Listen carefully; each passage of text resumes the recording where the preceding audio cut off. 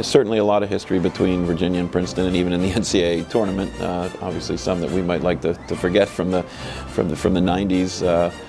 But a team that we have not played for several years, and so it's always exciting to get into the tournament against somebody that you haven't seen. A little bit of freshness to playing new opponents, and this Princeton team, I think, is the backbone. It has been their defense for the last couple of years. A lot of 3- and 4-year starters playing back there, and very talented players.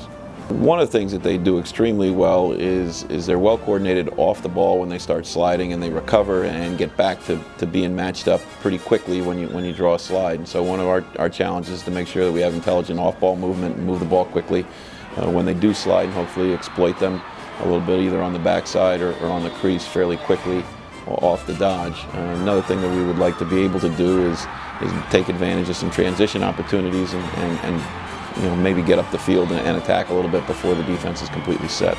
They're a challenge because of such an unorthodox style in which they play.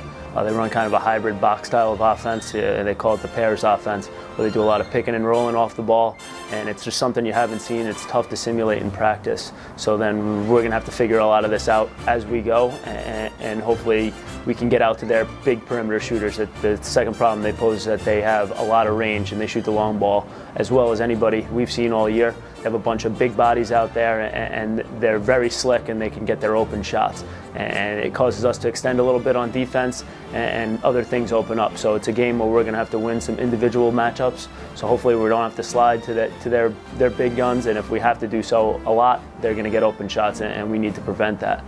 And I think one of the biggest matchups that we have to try to control is Tom Schreiber. He's one of the best players in the game, one of the best guys we've seen all year, and he's a guy that makes everybody else around him better.